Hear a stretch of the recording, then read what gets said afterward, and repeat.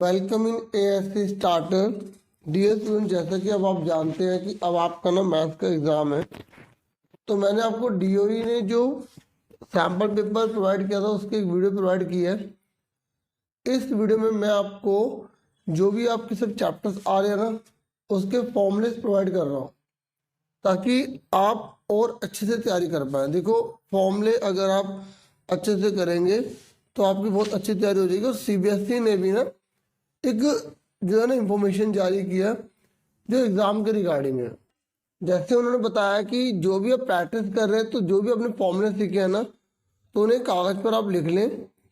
और बोर्ड परीक्षा जैसे 10वीं के लिए इशू किया तो आपकी स्टडी है तो उसमें भी आपके काम आएगा, तो उन्हें आप एक बार देखते रहेंगे तो आपकी और अच्छे से तैयारी हो जाएगी। तो इसीलिए इस बात को ध्यान में रखते हुए मैं आपके लिए सारे फॉर्मूले लिख कर आया हूँ। आप इसको अच्छे से नोट कर लीजिए और अच्छे से प्रैक्टिस कर लीजिए। अब फॉर्मूले जो मैं आपको बता रहा हूँ ना, आप ये मत सोचना इसे याद करना, मैं थोड़ा आपको समझाऊंगा भी, ठीक है, कैसे मतलब इसको समझना भी है। जैसे मैंने देखा नेचुरल नंबर जो है 1 से स्टार्ट होते हैं, होल नंबर 0 से स्टार्ट होते हैं, इंटीजर प्लस के भी होते हैं माइनस के भी होते हैं। अब आपसे एग्जाम में ट्रू या फॉल्स में पूछ लेगा कि क्या जितने भी होल नंबर हैं उनको हम नेचुरल नंबर बोल सकते हैं हिंदी में, मतलब क्या जितने भी पूर्ण संख्या में देख रहे हैं क्या इनको हम प्राकृतिक संख्या बोल सकते हैं? तो आपका जवाब क्या होगा, ट्रू या फॉल्स? आपका जवाब होगा फॉल्स। क्यों? क्योंकि जितने भी के होल नंबर है ये नेचुरल नंबर नहीं है। क्यों? क्योंकि 0 जो है वो होल तो है लेकिन नेचुरल नहीं है। अब आप ध्यान से समझिए, देखो ये नेचुरल नंबर है, हिंदी में प्राकृतिक संख्या कहते हैं इसे, और ये होल नंबर है, ठीक है। अब आपके ना एग्जाम में ट्रू फॉल्स में पूछ लेगा कि क्या ये जो होल नंबर है इसको हम नेचुरल नंबर कह सकते हैं? तो आप सिंपल सोचिए, ये जो होल नंबर है ये जैसे 0 है, क्या इस 0 को मैं नेचुरल नंबर कह सकता हूँ? मतलब जैसे मैंने पहले इसका नाम बोला ना, फिर इसका बोला कि क्या होल नंबर को नेचुरल बोल सकता हूँ, यानी कि इतना बड़ा गोला क्या इस गोले में चला जाएगा? नहीं जाएगा ना। तो आपको याद रखना है कि जो होल नंबर है 0 इसे नेचुरल नहीं कह सकते, पर ये जो नेचुरल है इसे होल कह सकते हैं। आप एक गोले बना लो, इसे और बड़ा कर लो ऐसे। तो अगर आपसे कोई पूछेगा कि क्या इन इंटीजर्स को नेचुरल नंबर कह सकते हैं, हिंदी में पूर्णांक कहते हैं, ठीक है, हिंदी में देखते रहना। तो क्या इन पूर्णांकों को हम नेचुरल कह सकते हैं? देखो, नेचुरल नंबर तो कभी माइनस का होता ही नहीं, 1 से स्टार्ट होता है। तो क्या इन इंटीजर्स को हम नेचुरल बोल सकते हैं? नहीं, ठीक है, क्योंकि इतना बड़ा गोला इसमें नहीं जाएगा। पर क्या इन नेचुरल नंबर को इंटीजर बोल सकते हैं? हाँ, बोल सकते, ठीक है। तो इस तरीके से आप अपनी बुक में भी देखेंगे ना तो उसमें इस तरीके से पहले चैप्टर में ट्रू फॉल्स है। तो आप एक काम तो ये कीजिएगा, जितनी भी आप मतलब बुक में जो भी आप ट्रू फॉल्स, जैसे आप देखते हैं 10 चैप्टर सर्कल जो नई बुक में 9 नंबर पर होगा, पुरानी बुक में 10 चैप्टर है, तो उसमें भी खाली स्थान दे रखे हैं। तो जो भी फिल इन द ब्लैंक्स है, जो भी ट्रू फॉल्स है, एक बार उनको अच्छे से जरूर देख लें, ठीक है, इसमें बड़ी हेल्प हो जाएगी। फिर इवन नंबर मैंने बता दिए 2 4 6, ठीक है। 0 अब कहीं लिखते कहीं नहीं लिखते, तो मैंने यहाँ लिखा। Odd number 1 3 5 7। प्राइम नंबर वो होते हैं जो 2 से स्टार्ट होते हैं, और इवन प्राइम नंबर ये 2 ही है, खाली एक ही इवन नंबर है जो प्राइम नंबर अभाज्य संख्या, और 2 से स्टार्ट तो होते हैं लेकिन ये वो होते हैं जिसके एग्जैक्ट 2 फैक्टर होते हैं। अब एग्जाम में ना आपसे थोड़ा घुमा के पूछ लेगा कि वो कौन सा नंबर होता है जिसके एग्जैक्ट 2 फैक्टर होते हैं, जिसके केवल 2 गुणनखंड होते हैं, मतलब जो अपने टेबल में आता है और 1 के टेबल में आता है, तो वो कौन सा है? Prime number. तो ये है, ठीक है। फिर कॉम्पोजिट नंबर, इनको छोड़ के जो बचे वो कॉम्पोजिट नंबर होते हैं, चलते रहेंगे 18 20। अब देखो 9 में बच्चे कंफ्यूज हो जाते हैं, तो 9 ना 3 के टेबल में आता है तो वो कॉम्पोजिट होगा। ये वो होते हैं जो किसी के टेबल में नहीं आते, अच्छे से नहीं करना। फिर इसके बाद 21 आएगा, फिर 22 आएगा, फिर 24 आएगा, ये सब नंबर छोड़ के ये जो बचेंगे ये सारे आएंगे कॉम्पोजिट नंबर में। फिर रेशनल नंबर, इस पर क्वेश्चन तो एक आएगा ही आएगा। रेशनल नंबर वो होते हैं जो टर्मिनेटिंग होते हैं और नॉन टर्मिनेटिंग एंड रिकरिंग होते हैं।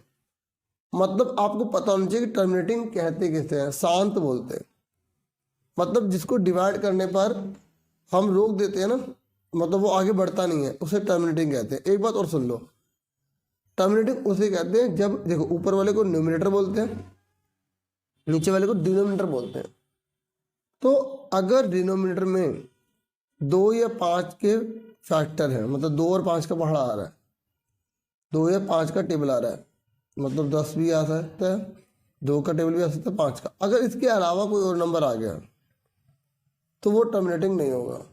अब ये थोड़ा डीपली हो गया, ठीक है। अब आपसे एक पूछ लेता हूँ, जैसे यहाँ लिखा मैंने 18 और यहाँ मैंने लिखा 30, तो अब आप बताओ ये टर्मिनेटिंग है या नहीं। आप इसके टुकड़े करो, ऊपर वाले का कोई मतलब नहीं है। 18 30 का करो, 3 3 2 6 6 5 30, 3 दूनी 6 5 30। अब बताओ ये टर्मिनेटिंग है या नॉन टर्मिनेटिंग। तो जो बच्चे कह रहे थे इसमें 2 भी है 5 भी है, अगर खाली 2 भी होगा तब भी चलेगा, 5 होगा तब भी चलेगा, 10 होगा तब भी चलेगा, लेकिन इनके अलावा कोई और नंबर नहीं होना चाहिए। पर आप बोलोगे सर ये नॉन टर्मिनेटिंग है क्योंकि ये 3 आ रहा है, आपको चेक करना पड़ेगा ऊपर काट के, 3 ठीक 18। देखो मैंने सारे फॉर्मूले लिखे हुए, थोड़ा मैं समझा रहा हूँ, अगर जिसको नहीं समझना वो खाली नोट भी कर सकता है। मैं थोड़ा सा बता रहा हूँ क्योंकि अब आपका फाइनल एग्जाम है, ठीक है। आप इसे बिल्कुल ईमानदार से सुन लेंगे, बहुत बेनिफिट मिलेगा आपको, ठीक है। तो टर्मिनेटिंग उसे कहते हैं डियर जब नीचे 2 आए केवल, 5 आए केवल, या दोनों आ जाए, इसके अलावा कोई नंबर ना। अगर आ रहा है तो ऊपर देखो कट रहा नहीं कट रहा, ठीक है। अगर मान लो 18 की जगह यहाँ पर 7 होता तो ये नॉन टर्मिनेटिंग हो जाता। और देखो जो रेशनल नंबर होते हैं वो टर्मिनेटिंग भी होते हैं, नॉन टर्मिनेटिंग भी होते हैं। अगर नॉन टर्मिनेटिंग है तो वो रिकरिंग भी होगा। क्या होगा? रिकरिंग मतलब होता है सेम नंबर आ रहा है, जैसे 0.43 43 43 43 डॉट डॉट डॉट डॉट, तो देखो सेम सेम आ रहा है, तो ये नॉन टर्मिनेटिंग भी है और रिकरिंग भी है, ठीक है। तो रेशनल नंबर वो होते हैं जो टर्मिनेटिंग भी होते हैं। टर्मिनेटिंग कैसे हो गया? जैसे 0.7 हो गया, 0.7 है 4 कुछ भी लिख दो, 7 हो गया, 8/4 हो गया, इस तरीके से। तो नॉन टर्मिनेटिंग वो होते हैं जो चलते रहते हैं, जैसे डिवाइड करा किसी नंबर को, जैसे 1 को 7 से डिवाइड करो चलता रहेगा वो, ठीक है। 1 को 3 से करो चलता रहेगा, तो सेम सेम नंबर आ रहे हैं, मतलब जिस पर बार लग सके। देखो जिस पर बार लगा होता है ना वो रेशनल नंबर होता है। अब बताओ ये कौन है? रूट 25, तो 25 का रूट क्या होता है? 5, बाहर निकल गया ना, तो ये भी रेशनल है। जो रूट से बाहर निकल जाएगा उसको भी हम रेशनल नंबर ही कहेंगे। अब उसके बाद नेक्स्ट पर आ जाओ, ये है इरेशनल नंबर। इरेशनल वो होते हैं जो नॉन टर्मिनेटिंग और नॉन रिकरिंग होते हैं, दोनों होते हैं।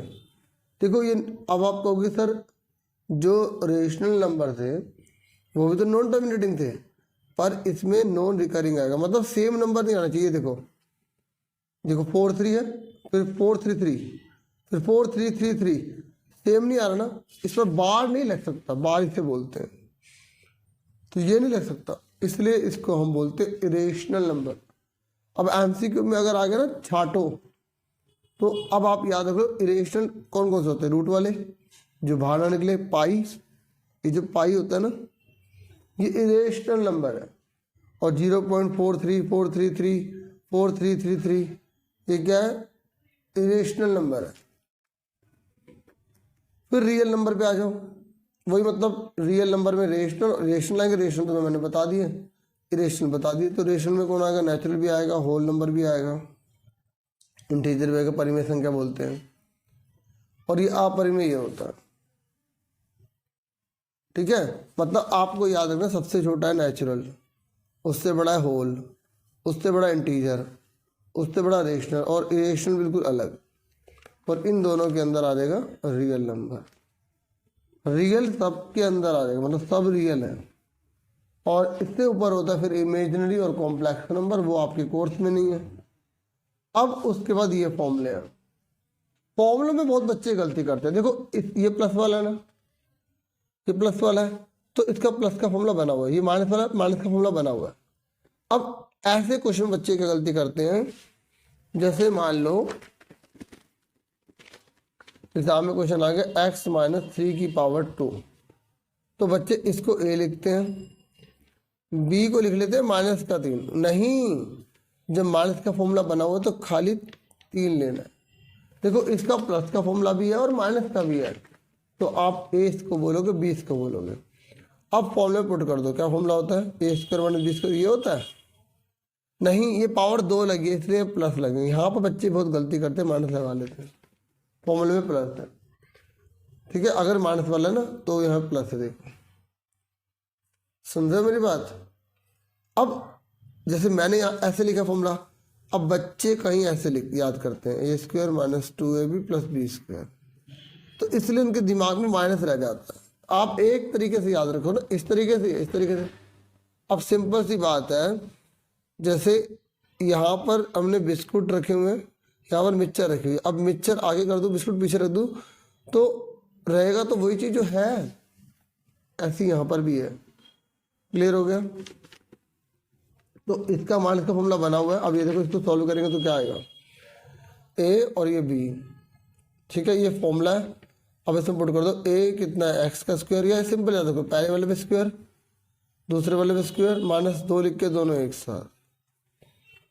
एक्स का स्क्वायर 3 × 9, 3 दूनी 6x। अब a² - b² क्या होता है, a - b a + b।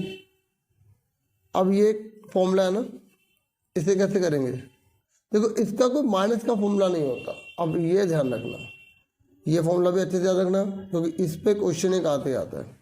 जैसे इस पे क्वेश्चन ही आ गया, √3 माइनस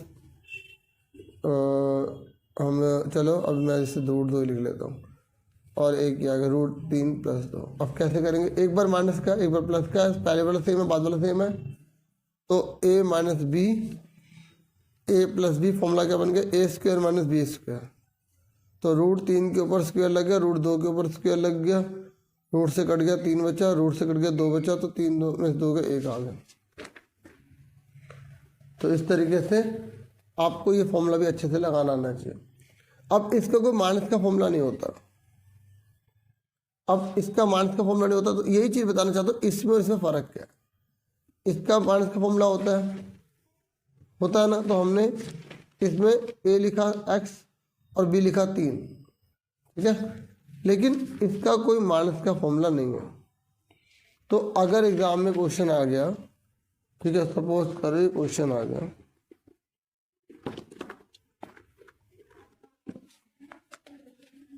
अब देखो ये आ गया x - 4 x + 3। अब देखो पहले वाला सेम है, बाद वाले अलग है, फॉर्मूला पहचानना आना चाहिए। तो ये रहा फॉर्मूला। अब जिसने फॉर्मूला याद नहीं रखे या इस प्रैक्टिस नहीं कर रखे, उसको लीव कर दे। जो कर रखे पहले 25 नंबर की तैयारी कर ले, ठीक है, 27 नंबर की, फिर अब करिए। देखो अब मैं समझाता हूँ, अगर ये जो समझा रहा हूँ ये समझो, फायदा ही होगा। देखो पहले वाला सेम है, बाद वाला अलग। अब आप यहाँ माने थे ना, अब इसकी जैसे फॉर्मूला कौन सा लगेगा इनमें से, ये वाला लगेगा। आप फॉर्मूला लिख लो, x + a x + b x का square a + b x ab, लिख लिया। अब x कितना है, x a कितना है, माइनस का। देखो इसके आगे मैं माइनस लगा रहा हूँ, क्यों, क्योंकि माइनस का फॉर्मूला इसका होता ही नहीं है। यहाँ पे नहीं लगा रहा था ना माइनस, क्योंकि इसका फॉर्मूला माइनस का ऑलरेडी बना है, इससे बन गया, क्योंकि स्क्वायर बन गया, लेकिन इसमें फॉर्मूला नहीं बना, इसलिए हमने a की जगह माइनस का 4 लिया, और b कितना है 3। अब इसमें पुट कर दो, पुट करना आना चाहिए। x कितना है, x का स्क्वायर, a कितना है माइनस का 4, b कितना है 3, a कितना है माइनस का 4, b कितना है 3। x का स्क्वायर -4, जैसे 3 का कितने बचे, माइनस की रकम बड़ी है, प्लस की छोटी है, माइनस के 4 में से 3 जाएंगे, माइनस का 1 बचेगा, 4 × 12 आ गया, ठीक है, 4 × 12, 4 × 12। अब plus minus minus, plus minus minus, ये आंसर, ठीक है। अब देखो जैसे ये क्वेश्चन है ना, इनको घुमा घुमा के पूछा जाता है। अब ये आपको दिया, इसने ऐसे निकाल दिया। अब अगले चैप्टर में या उसी चैप्टर के आगे में आपको बोलेगा ये है, इसको फैक्टराइज करो, तो इसके आगे आप एक लगा लोगे, ठीक है। इसके आगे आप एक लगा लोगे तो 1 12 जाए कितना होगा 12, ठीक है। तो 4 से जो 12 हो गया, 6 से 12 हो गया। माइनस करने पर एक आना चाहिए, तो इनमें से कौन सा टुकड़ा जो माइनस करने पर एक ले आएगा, ये वाला। तो एक्स का square 4x minus 3x minus 12। मैं आपको बता रहा हूँ, समझाना मैं क्या चाहता हूँ, मैं बताता हूँ कि जो क्वेश्चन है उसको आंसर की फॉर्म में और आंसर को क्वेश्चन की फॉर्म में एग्जाम में दे देगा। जैसे क्वेश्चन आ गया, उसने बोला इसके फैक्टराइज करो, तो 12 के 12 हो गया, ठीक है। तो 4 से 12, तो x का स्क्वायर ये प्लस का है तो माइनस हो जाएगा, माइनस का प्लस हो जाएगा, माइनस का 12, ये दो ग्रुप बन गए।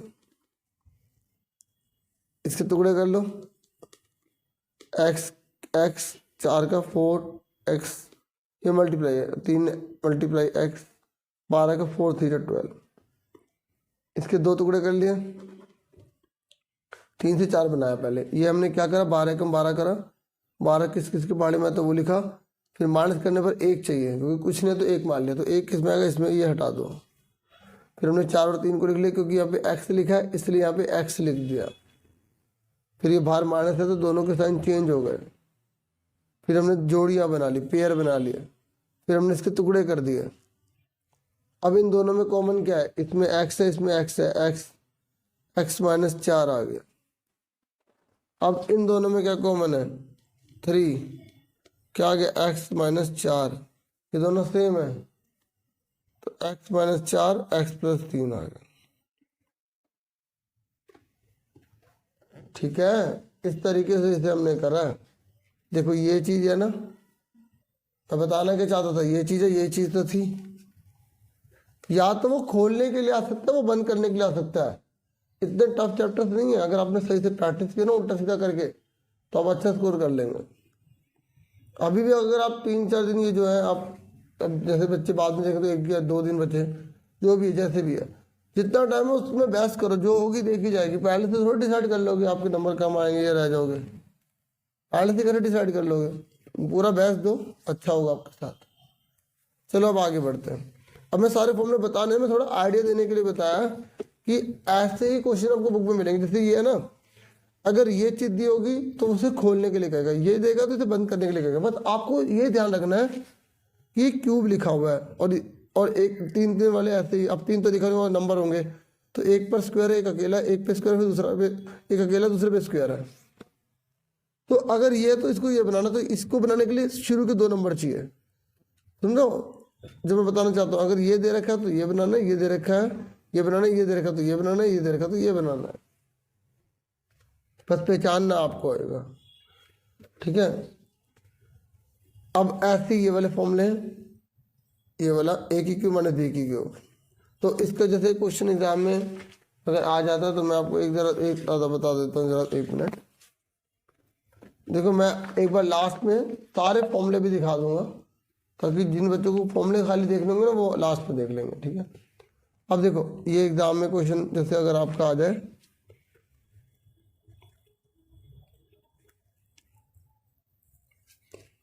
यहाँ पर माइनस है, ठीक है। उससे बोला प्रूव करो x की क्यूब y की क्यूब होगा। ये फॉर्मूला है, कैसे करेंगे, x लिखा पूरा सेम उतार दिया, y लिखा पूरा सेम उतार दिया, ठीक है। अब देखो x लिखा पूरा सेम उतार दिया, y लिखा पूरा सेम उतार दिया। अब आपके मन में आ सकता है कि सर ये जो फॉर्मूले में आपने करवाया इसको भी हम ऐसे कर सकते हैं। हाँ हो सकता है ये, लेकिन फॉर्मूले से ही करो आप, ठीक है। यहाँ तो फॉर्मूला बनाना सीख रहे हैं ना, इसलिए हम कर रहे हैं, क्योंकि एग्जाम में आ रहा था ये इसके बराबर, ये इसके बराबर प्रूव करो, तो हमें हमेशा इसी को लेना है। एक्स लिखा पूरा उतार दिया, वाई लिखा पूरा उतार दिया, एक्स को इससे मल्टीप्लाई करो, क्या हो गया एक्स की क्यूब, ये हो गया एक्स वाई स्क्वायर, ये हो गया एक्स स्क्वायर वाई, ये हो गया वाई एक्स स्क्वायर, ये हो गया वाई क्यूब, ये हो गया एक्स वाई स्क्वायर। अब देखो ये माइनस का है, एक्स पे 2 वाई पे 1, एक्स पे 2 वाई पे 1, ये दोनों कट गए। ये प्लस का है, ये माइनस का है, ये दोनों भी कट गए तो एक्स क्यूब वाई क्यूब आ गया।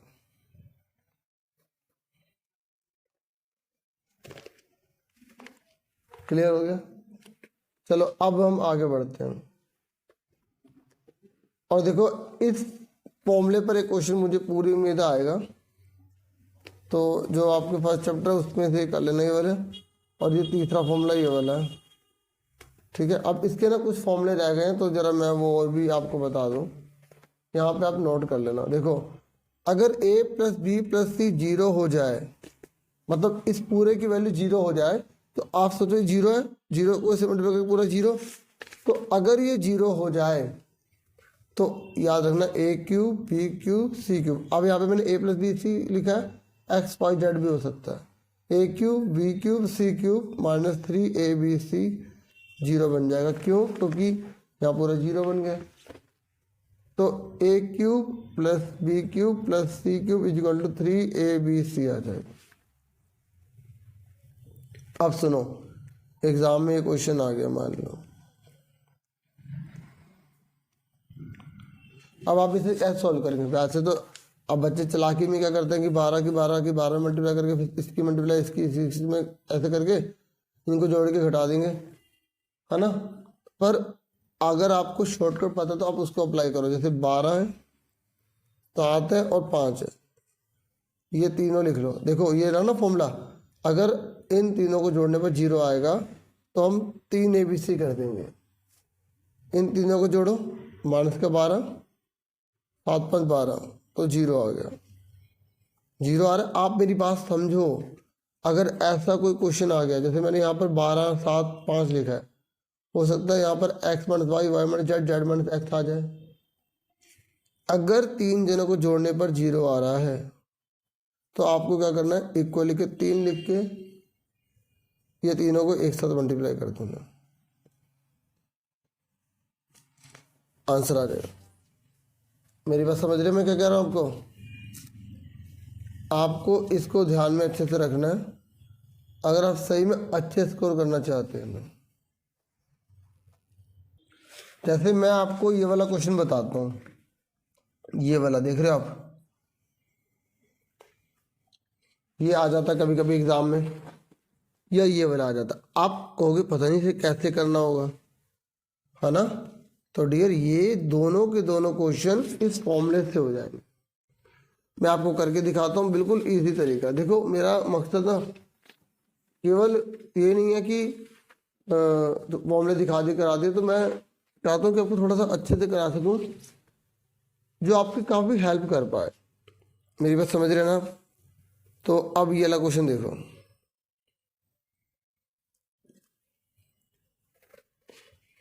ए square minus B square cube है, B square minus C square cube है, C square minus A square क्या है, क्यूब है। देखो फ्री के नंबर तो नहीं है, मेहनत करनी पड़ती, लेकिन आप अगर यही अगर ऐसा आ जाए, कोई और भी आ जाए, तो आप आराम से कर लोगे। तो ये दे रखा। अब आपको करना क्या है, आप देखो जब भी तीनों पर क्यूब देखो तो आप अंदर वाले ऐसे लिख लो। लिख लिया?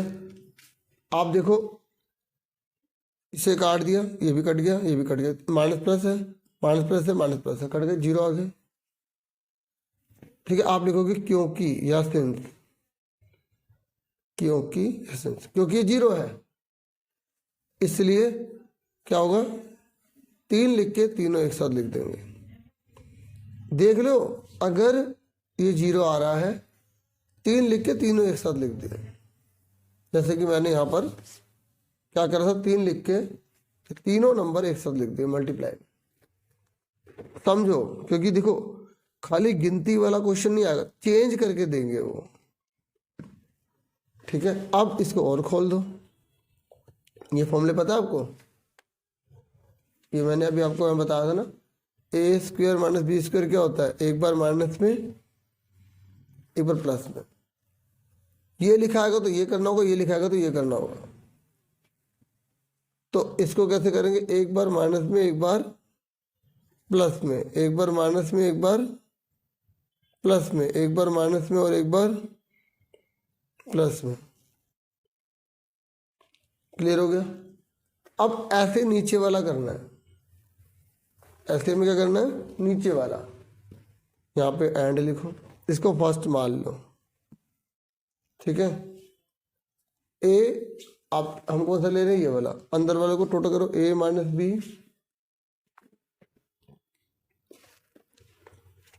Plus B minus C plus C minus A. तो देखो ये इससे कट गया, ये इससे कट गया, इससे कट गया, जीरो आ गया। जीरो आ गया तो इसका मतलब क्या हुआ, तीन लिख के तीनों एक साथ, ए माइनस बी, ठीक है, ये ए माइनस बी माइनस सी। यहाँ कोई से नहीं मल्टीप्लाई होता है, ठीक है। और क्या बचा, सी माइनस ए, ये सेकंड आ गया। अब ये वाला ऊपर से ये वाला नीचे था, अब क्या करेंगे, फर्स्ट अपॉन में सेकंड कर देंगे। तो फर्स्ट कौन सा, ये रहा तीन, ए माइनस बी, ए प्लस बी माइनस सी, बी प्लस सी माइनस ए, सी प्लस सी। और नीचे क्या है, थ्री, ए माइनस बी, ए प्लस बी, ओ सॉरी, ए माइनस बी और बी माइनस सी है। और क्या है, ये रहा सॉरी, सी माइनस ए। देखो ये वाला जो है ना, हमने ये वाला लिख दिया और ये वाला इसके नीचे आ गया, ठीक है। अब ये देखो माइनस वाला ये भी कट गया, ये भी कट गया और ये भी कट गया, तीन से तीन कट गया, बचा गया ये तीनों, ए प्लस बी प्लस सी और सी प्लस ए। ये आंसर आएगा। मतलब आपको अगर फॉर्मूले पता है तो वो घुमा कर देंगे, आपको ढूंढ के उन्हें पता लगाना, आंसर कर देना। हो सकता है वो कोई नया क्वेश्चन आ जाए, ठीक है। क्लियर हो गया? अब एक बात मैंने अगर बोला है ना कि ये वाला, तो मैं ये भी फटाफट करवा देता हूँ। वैसे मैं सोच रहा था कि आगे बता दूँ, चलो कोई बात नहीं, एक मिनट लगेगा। ये देखो ये क्वेश्चन है, तो आप पहले इसको लिख के देखो तीनों को ऐसे करके, लिख लिया।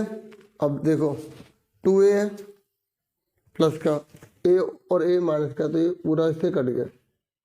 अब b माइनस के दो है ना, तो ये प्लस के ये भी कट गए और ये भी कट गए, तो जीरो आ गए। तो इसका मतलब क्या हुआ, तो तीन लिख के आप क्या करोगे, तीनों एक साथ लिख दो।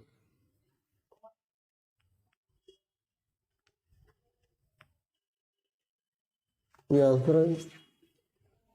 क्लियर? बहुत सिंपल सा, मैंने कहा था ना कि ज़्यादा बड़ा क्वेश्चन नहीं है। अब मैंने क्वेश्चन नहीं उतारा ना, तो मैंने सीधा कर दिया, ठीक है। आप चाहे तो ये फॉर्मूला भी थोड़ा दिखा सकते हैं कि फॉर्मूला होता है इसलिए ऐसा है, ठीक है। तो अब हम आगे बढ़ते हैं अपने टॉपिक पर, जो हम कर रहे हैं यहाँ पे फॉर्मूले डिस्कस कर रहे हैं। अब बाकी के फॉर्मूले कुछ लिख देता हूँ मैं। देखो ए स्क्वेयर जैसे है मल्टीप्लाई यहाँ पर बी स्क्वायर है, तो देखो पावर सेम है, तो क्या करेंगे, बेस को मल्टीप्लाई करके ऊपर एक बार लिखते हैं। मतलब कहने का कि अगर ए के ऊपर एम है और बी के ऊपर एम है, तो ए भी एम हो जाएगा, ठीक है। उसके बाद अगर ए के ऊपर एम है, ए के ऊपर एन है, तो बेस सेम है। इस बार पहले पावर सेम थी, बेस सेम है, तो क्या होगा, एम प्लस एन। अगर यह डिवाइड होगा तो ए एम माइनस एन हो जाएगा। अगर ए एम माइनस है तो देखो माइनस है, सेम उतर जाएगा। मल्टीप्लाई और डिवाइड में ही रूल देखना है आपको। अगर -1 के ऊपर ओड पावर है, मैं बताता हूँ ओड क्या होता है, विषम संख्या, तो क्या आएगा, -1। अगर -1 के ऊपर इवन पावर है तो क्या आएगा, +1। इवन मतलब सम संख्या, ओड मतलब विषम संख्या। 1 3 5 7 9 और 2 4 6 8 10, ठीक है। अगर ए के ऊपर -1 लिख दिया तो हम इसका रेसिप्रोकल कर देते, व्युत्क्रम कर देते। मान लो 1/a के ऊपर -1 आ गया तो a के ऊपर 1 हो जाएगा। उल्टा कर देना, जैसे अगर a के ऊपर -4 आ गया तो 1/a के ऊपर 4 हो जाएगा। ठीक है। और अगर किसी के ऊपर 0 पावर आ गई तो 1, अगर मैंने इतनी बड़ी रकम रखी तब भी 0 लगाया तब भी 1 हो जाएगा। ठीक है, ये फॉर्मूले याद रखना। ठीक है, सारे नोट कर लेना ये।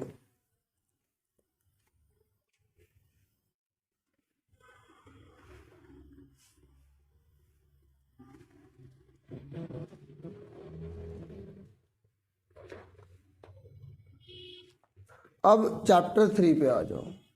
देखो चैप्टर 3 जो है वो आपका केस बेस्ड आएगा। अगर और एक क्वेश्चन 2 नंबर का, मतलब एमसीक्यू में आएगा। तो आपको याद रखना है, जैसे ये ऐसे डला होता है ना, तो एक्स को बोलते हैं एब्सिसा भुज, बाद वाले को बोलते हैं वाई यानी कि ऑर्डिनेट कोटि बोलते हैं। क्या बोलते हैं यहाँ पे? कोटि। और जब दोनों इकट्ठे होते हैं तो उसे कोऑर्डिनेट बोलते हैं, हिंदी में बोलते हैं निर्देशांक। अब देखो एग्जाम में ना निर्देशांक बोलता है, बच्चों को पता नहीं होता निर्देशांक क्या है। ठीक है, तो केस में पूछेगा। मैं अभी आपको एक केस स्टडी करवाता हूँ। जैसे हम ये केस ले लेते हैं, ठीक है। आप हिंदी मीडियम में या इंग्लिश मीडियम में, इसमें कोई फर्क नहीं पड़ता डियर। यह है केस स्टडी, मैंने अलग अलग लिए हैं। ठीक है, क्योंकि आपके पास सपोर्ट होंगे ना, लास्ट में 2 पेपर हैं तो अब उसमें देखना आपको बेनिफिट मिलेगा। ठीक है,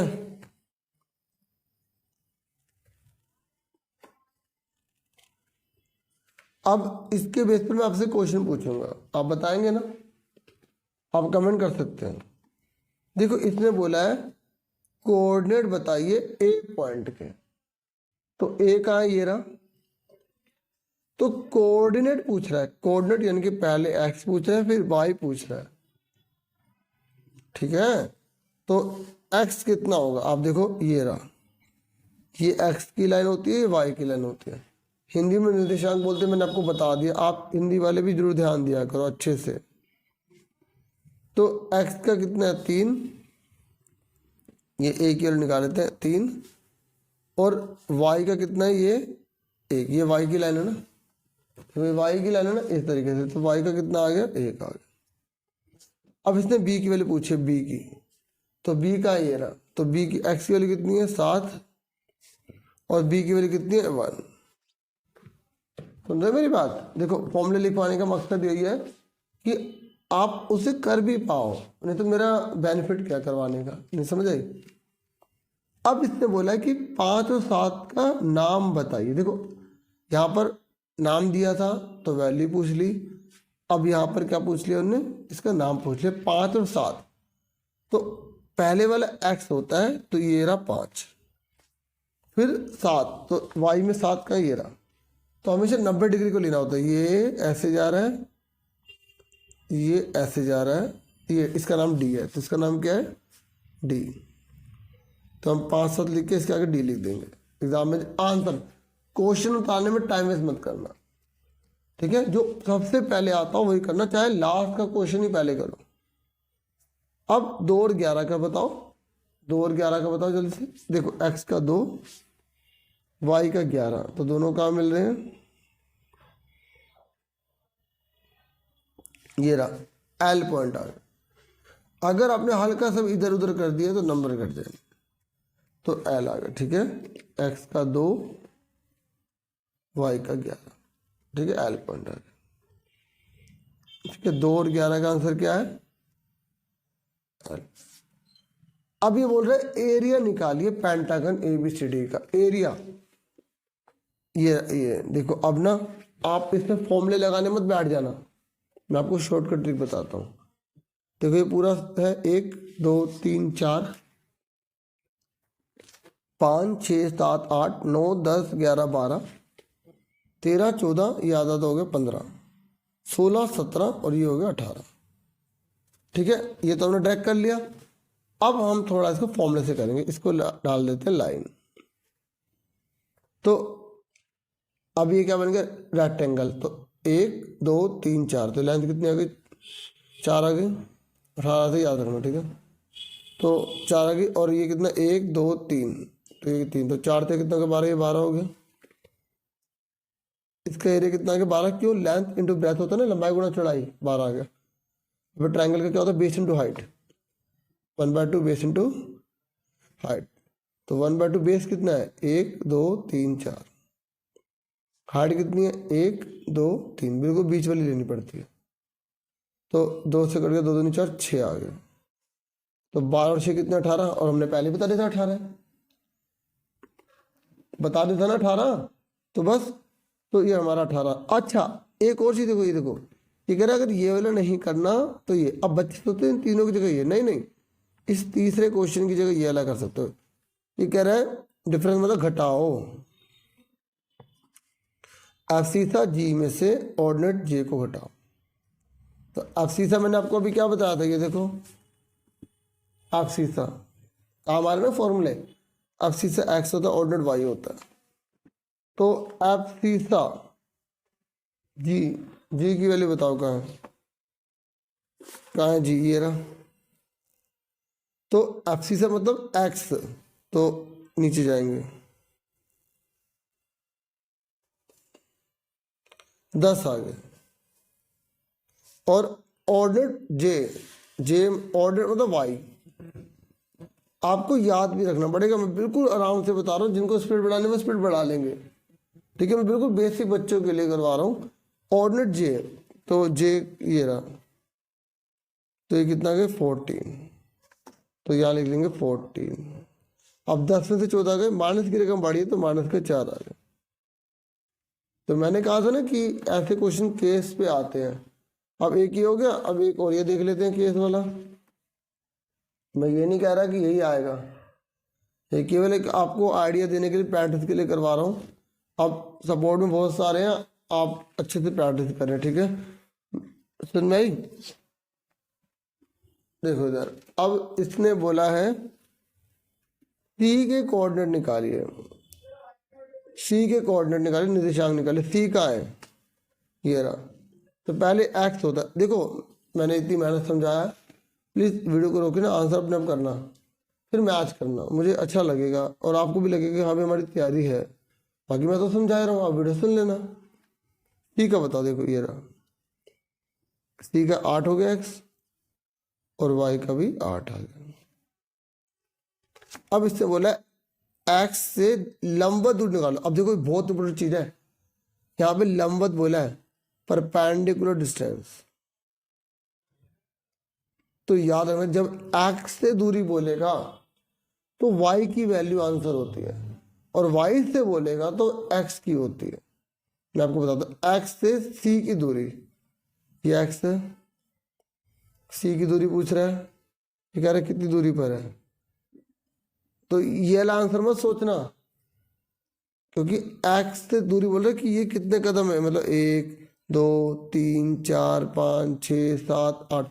अब हालांकि दोनों 8 8 है, इसलिए बच्चों को कंफ्यूजन हो सकती है, या सिंपल याद रख लो, अगर एक्स से दूरी बोल रहा है तो आपको वाई को देखना है 8, अगर वाई से दूरी बोलेगा तो आप क्या देखोगे, एक्स को। अब मैंने बोला कि आर, आर जो है ना, आर मान लो ये रहा पॉइंट है, तो आपसे पूछ रहा है, चलो आर का तो टेढ़ा मेढ़ा दे रखा, आप भी ले लेते हैं। अब मैंने बोला बी, मैंने पूछा बी की वैल्यू बताओ एक्स से, तो आप सीधा बोल दोगे 11, वाई का आंसर। जब एक्स से दूरी बोलेंगे तो वाई आंसर होगा, वाई से दूरी बोलेंगे तो एक्स आंसर होगा। ये याद रखना, मैं दूरी की बात कर रहा हूँ मैं, ठीक है, क्योंकि एक दूरी वाला क्वेश्चन होता है और एक होता है जो इमेज बनती है, मतलब फोटो कितने प्रतिबिंब बनता है, तो मैं वो वाला क्वेश्चन भी आपको करवा देता हूँ। अब देखो एक बार ये देख लो, बीसी की लंबाई निकालो, बीसी का है ये रहा बीसी, देखो 1 2 3, 3 आ गया। या डी से वाई अक्ष पर बने लंब के पाद की संख्या याद करें, डी, डी की वैल्यू निकालो, डी का है,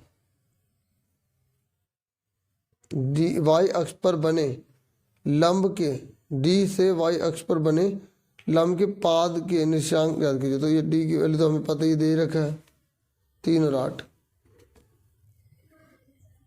समझो। चलो ये हो गया, अब आगे देखो, इसमें आंसर दे रखे हैं, ये देखो, ये ना इसने डी से ये जो बना ना, ये खाली इस पॉइंट की बात करिए तो x0 होगा, y8 इस पॉइंट की बात कर रहा हूँ, ठीक है।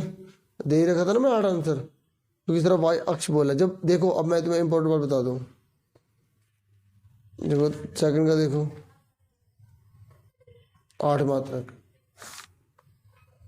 ठीक है। मैंने कहा था y वाला आंसर होगा। अब जैसे जैसे y अक्ष बोला है, यहाँ पे दूरी नहीं पूछा था, तो इसे सिर्फ कोऑर्डिनेट पूछे थे, कोऑर्डिनेट। तो मैं आपको यहाँ बता दूँ, ये लिखा, अगर x एक्सिस है तो उसका मतलब x, 0 होता है, और अगर y एक्सिस है तो 0, y। ये याद रखना, अगर x एक्सिस है तो वो खाली इस लाइन पर पॉइंट होगा, और अगर y एक्सिस है तो इस लाइन पर। जैसे मैंने बोला 4,0 पॉइंट बनाओ, कहाँ पर आएगा, तो 4,0 कहाँ पर आएगा, यहाँ पर। अगर लाइन पर पॉइंट होता है, अगर x की लाइन पर पॉइंट है तो y0 होगा, y की लाइन पर पॉइंट है तो x0 होगा। मतलब जिसके ऊपर पॉइंट है उसी की तो वैल्यू होगी ना। अगर मैंने बोला ये पॉइंट, तो आप इसकी वैल्यू क्या बताओगे, 0,3। अच्छा, अब मैं आपको एक इम्पोर्टेंट क्वेश्चन बताने जा रहा था, अब उसको भी आप फटाफट यहाँ पे देख लो। अब देखो, है तो बहुत सारे, ठीक है। यहाँ पे ये देखो, जैसे ये क्वेश्चन है, ये फटाफट मैं एकदम थोड़ा टाइम में जल्दी बताता हूँ। ये कह रहा है x, y है, ये कह रहे किस में होंगे, कौन से क्वाड्रेंट में होंगे, फर्स्ट, सेकंड, थर्ड या फोर्थ, किस में होंगे। आप देखो, ये जो फर्स्ट है, सेकंड है, थर्ड है, फोर्थ। तो आपको ये पता है फर्स्ट में, सेकंड में, थर्ड में, फोर्थ में क्या बात होती है। ये देखो, फर्स्ट में दोनों प्लस के होते हैं, सेकंड में क्या होता है, माइनस प्लस होता है, थर्ड में ये होता है, फोर्थ में होता है। ये फर्स्ट होता है, ये सेकंड होता है, ये थर्ड होता है, ये फोर्थ होता है। मैंने दो बार लिखे हैं यहाँ पर, plus plus, minus plus, X Y में भी लिख कर दिखाया। और ये आपको ये देखो, मैंने दोबारा से यहाँ पे लिखा है ताकि बच्चे को अच्छे से पता लग जाए। ये देख लो आप। फिर मैंने यहाँ पर एक और बात बताई है कि इधर वाले को राइट बोलते हैं, 1 2 3 4, ये एक्स होता है, एक्सिस, ये लिखा है मैंने। हिंदी में एक्स अक्ष बोलते हैं इसको, वाई इसको भी एक्स बोलेंगे, ये होता है वाई एक्सिस, हिंदी में वाई अक्ष बोलेंगे। इसे अबव, इसे बिलो बोला जाता है। क्योंकि अगर एग्जाम में बोलेगा ना कि एक्स एक्सिस के अबव, तो आपको ये लेना है। अगर मान लो बोला एक्स एक्सिस के 3 ऊपर, तो 1 2 3, तो इसकी वैल्यू क्या होगी, 0,3। अगर एक्स एक्सिस से ऊपर बोल रहा है तो वो वाई की वैल्यू है, सुन रहे हो। और अगर राइट लेफ्ट बोल रहा है तो वो एक्स की वैल्यू है। अगर वीडियो का ये फायदा, पीछे सुन सकते हो बार बार। अगर मैंने बोला वाई एक्सिस के राइट में 3 जाना है, तो 1 2 3, तो इसकी वैल्यू क्या होगी, 3,0। पहले एक्स होता है, बाद वाला वाई होता है। अगर मैंने बोला वाई एक्सिस के लेफ्ट में जाना है 4 कदम, तो 1 2 3 4, तो यहाँ माइनस लगता है, तो इसका आंसर आएगा -4,0। देखो, अगर एक्स की लाइन है तो वाई की वैल्यू 0 है, और अगर वाई की वैल्यू है, वाई एक्सिस है, तो एक्स की वैल्यू 0 है। जब लाइन पर पॉइंट डलता है तो दोनों में से एक 0 होगा। अगर वो एक्स पर है तो एक्स की वैल्यू होगी, वाई है तो वाई पर वैल्यू होगी। तो इसने पूछा है कि अगर एक्स नेगेटिव है, सॉरी एक्स पॉजिटिव है और वाई नेगेटिव है, तो ये कौन से क्वाड्रेंट में आएगा। या आप इंग्लिश में देखते हो, थोड़ा सा ब्लर था, मतलब प्रिंट नहीं हुई। तो एक्स प्लस का है, वाई माइनस का। आप बताओ प्लस माइनस किस में होता है, बताओ। ये देखो, इसलिए मैंने बार बार लिखे हैं प्लस माइनस, फोर्थ क्वाड्रेंट में। ये देखो, प्लस माइनस, पहले एक्स फिर वाई लेना है, ये ध्यान रखना आप। आपकी अगर गलती हो तो चूक हो तो आप मतलब नुकसान कर सकते हैं। अब इससे बोला है एक्स अक्ष से 5 मीटर की दूरी है और सेकंड जो है क्वाड्रेंट में है। कौन से क्वाड्रेंट में? सेकंड क्वाड्रेंट में। तो अब आप देखो, फर्स्ट ये होता है, सेकंड ये होता है, तो एक्स से दूरी है ना, ये देखो एक्स से, तो एक्स से दूरी तो वाई की वैल्यू हुई ना, तो 1 2 3 4 5, तो इसका आंसर है 0,5। यही तो बता रहा था मैं, अगर एक्स एक्सिस से दूरी बोलेगा तो वो वाई की वैल्यू होगी, और वाई एक्सिस से बोलेगा तो वो एक्स की दूरी होगी। अब देखो ये सेकंड क्वाड्रेंट बोला है, हालांकि ये जो लाइन होती है सेकंड क्वाड्रेंट की नहीं मानी जाती। सुन रहे मेरी बात? चलो अब हमने जीरो को, ये देखो ये कह रहा है वाई, एक्स और वाई की वैल्यू निकालो, तो ये पहले वाला एक्स के बराबर होगा, दूसरे वाला वाई के बराबर होगा। यहां देखिए, तो कैसे करोगे आप? ये इसके बराबर लोगे, यानी कि x माइनस 4 बराबर 4, तो माइनस का 4 जाके क्या हो जाता है? प्लस का हो जाता है। ऐसे ये वाला इसके बराबर लोगे 2y, ये अगला क्वेश्चन है 7, तो 2y is equal to minus का 3 जाएगा प्लस का 3 हो जाएगा, 7 3 10 हो गए, मल्टीप्लाई वाला डिवाइड हो गया, तो 5 आंसर है। समझ में आ गई? अब इसने बोला एक्स अक्ष से और वाई अक्ष से दूरी निकालो, इस पॉइंट को देख के डिस्टेंस निकालो। कोई बताएगा क्या आंसर होगा? जब एक्स से बोल रहा है तो वाई आंसर आ गया, इसका आंसर हो जाएगा 6, और वाई बोल रहा है तो एक्स, इसका आंसर 7। अब आपको सर आपने माइनस क्यों लगाया? क्योंकि डिस्टेंस कभी माइनस में नहीं होती, वहाँ माइनस लिखा है तभी हमें प्लस लिखना है। सुन रहे मेरी बात? एग्जाम में आएगा तो सीधा आंसर पे टिक करना होगा, एमसीक्यू आएगा अगर आएगा तो। अब ये तो बता दो कि कौन से क्वाड्रेंट में है, बस ये देख लो मिरर इमेज वाला जो इम्पोर्टेंट है। ये भी है इम्पोर्टेंट, ऐसी बात नहीं, क्योंकि देखो 3 पॉइंट दी थी, चौथा पॉइंट निकालने के लिए बोल दिया। तो जैसे अगर फिगर ऐसे बन रही, 1 पॉइंट यहाँ रहा है, 1 पॉइंट यहाँ रहा है, 1 पॉइंट यहाँ रहा है, तो 1 पॉइंट यहीं तो आएगा। तो इस तरीके से इसका आंसर जो भी निकलेगा वो आपको बताना होगा। तो इस तरह का क्वेश्चन भी एग्जाम में आ जाता है। इसने बोला इसका दर्पण प्रतिबिंब बताओ। देखो मैं आपको बताता हूँ, जैसे ये कह रहा है कि अगर इसकी शक्ल देखेंगे तो इसकी शक्ल कैसी दिखाई? आपको पता है शीशे में जब हम किसी की शक्ल देखते हैं, अपनी शक्ल देखते हैं, तो जितना हम शीशे के अंदर होते हैं उतने बाहर होते हैं, यूँ कहें कि जितना हम बाहर होते हैं उतने शीशे के अंदर दिखाई देते हैं। हाँ है ना, मतलब सेम साइज रहता है, सेम पोजीशन रहती है, यहाँ से ना। तो इस तरीके से ना, तो मैं आपको बताता हूँ, ये देखो जैसे यहाँ पर -3,5 है, इसने बोला है कि इसकी इमेज बताओ। क्या बताओ? इसकी इमेज। तो आप पहले रफ में बना लो अगर आपको कंसेप्ट समझना है तो। ये आपको पहले से पता है तो मैं आपको शॉर्टकट ट्रिक बताऊंगा ही अभी। 5 प्लस का तो प्लस पे ज़्यादा जोड़ दो, माइनस का 3 है वाई तो माइनस पे नीचे चले जाओ। अब बताओ एक्स माइनस का 3 है, ये रहा, वाई प्लस का 5 है, माइनस का 3 है वाई प्लस का 5 है, तो ये वाला पॉइंट आ गया। हाँ है ना? अब शीशा किसको माना उसने? वाई को माना है शीशा या एक्स को माना है? अगर आपने शीशा देखा है अच्छे से तो आप पता लगा लोगे। अब यहाँ पे इसने शीशा माना है एक्स को, तो शीशा इसको माना, तो अब बताओ इसकी शक्ल कहाँ बनेगी? अगर तुम यहाँ पे खड़े हो तो तुम्हारी शक्ल बिल्कुल जितनी दूरी पर है, 1 2 3 4 5, तो 1 2 3 4 5 मतलब -5, और यहाँ से 1 2 3, तो यानी कि यहाँ पर आपकी इमेज बनेगी, यहाँ पर बनेगी ना। तो वैल्यू क्या है? देखो x का -3 ही रहा, y प्लस का था तो माइनस का हो गया। तो आपको इतना याद रखना है, अगर x एक्सिस को शीशा माना है तो y का साइन चेंज होगा।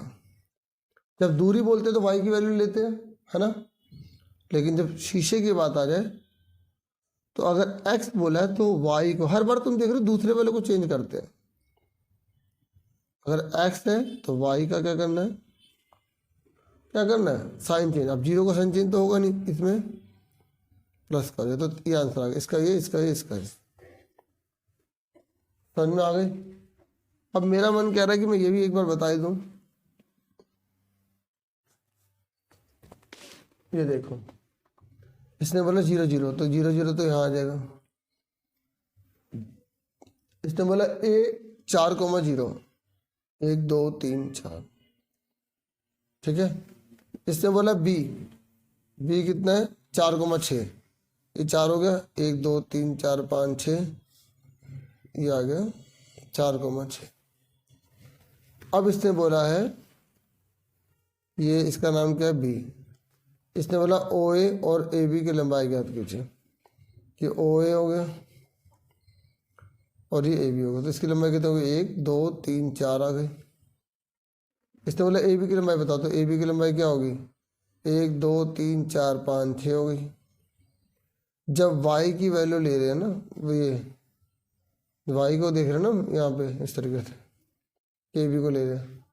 इसने बोला अगर C पॉइंट हो जाए, आयत बन जाए, तो C पॉइंट इसी को मानेंगे, तो इसकी वैल्यू क्या आ गई।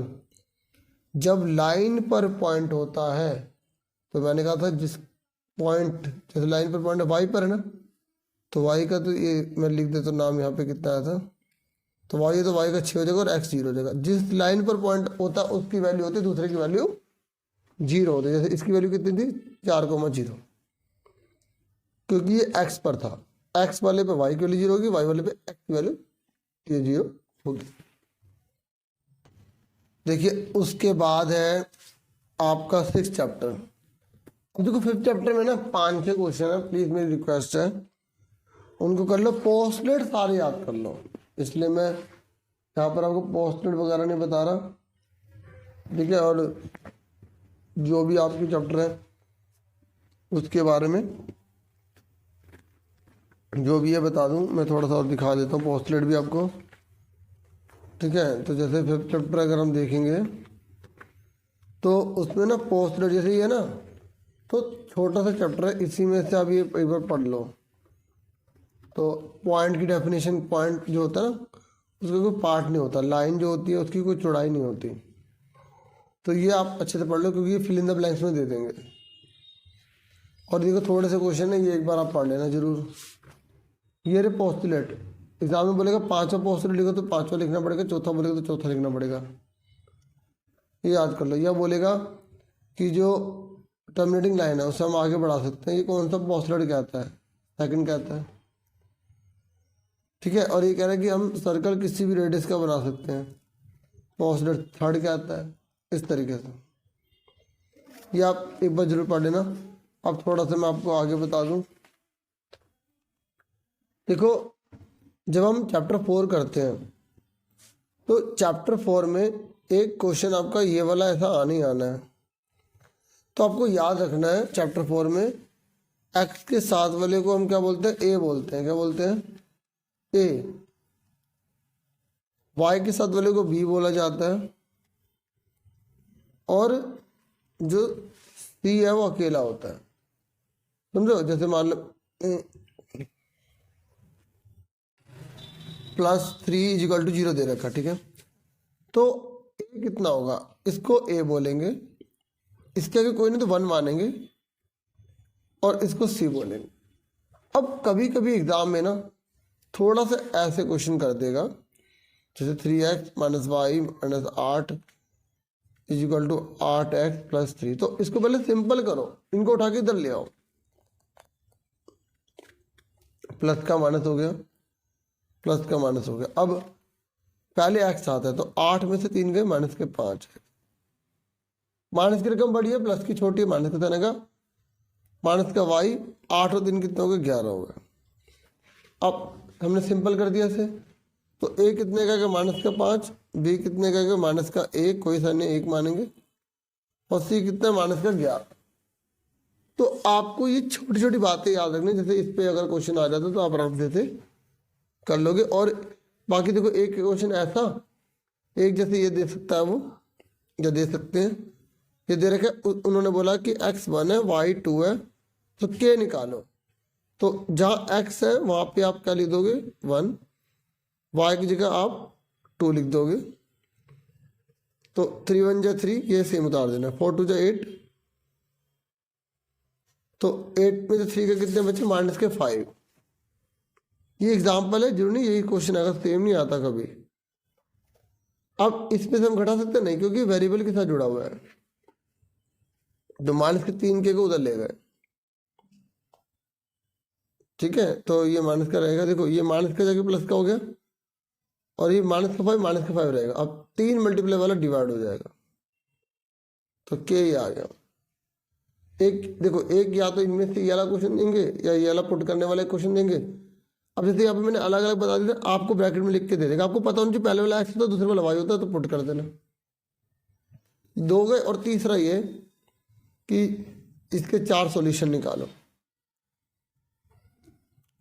क्या बोलेगा कि जैसे 4 और 2 हैं, इनकी 2 इक्वेशन बनाओ।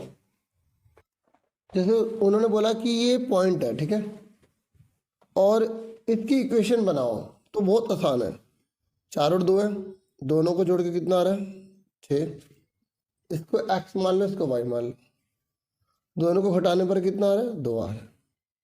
तो आप इन पॉइंट से इक्वेशन बना सकते हैं। जैसे आप इक्वेशन से पॉइंट निकाल सकते हैं, तो पॉइंट से इक्वेशन बना सकते हैं। मैं एक बार ना, जैसे 4 सॉल्यूशन वाली बात है ना, वो एक क्वेश्चन करा लेता हूँ, ठीक है। अब इसमें भी केस स्टडी में दे सकता है, ये दे सकते हैं। तो कैसे दे सकते हैं, मतलब कि उन्होंने बोला राम और श्याम है, दोनों ने मिलकर 100 रुपये दान करें, इसके 4 सॉल्यूशन निकालो। तो माना राम ने x दान करे, y ने y दान करे, x ने मतलब राम ने x डोनेट करे, y ने जो है ना, मतलब जो श्याम है उसे y डोनेट करे। तो इस तरीके से इक्वेशन बना सकते हो, या मतलब कोई भी, जैसे इक्वेशन ये वाली आ गई, इन्होंने बोला इसके 4 सॉल्यूशन निकालो। तो आपको जब 4 हल बोल रहे हैं ना, आप सिंपल तरीका अपनाना, पहले x की जगह 0 लिख लो, जहाँ x है वहाँ 0 लिख लो।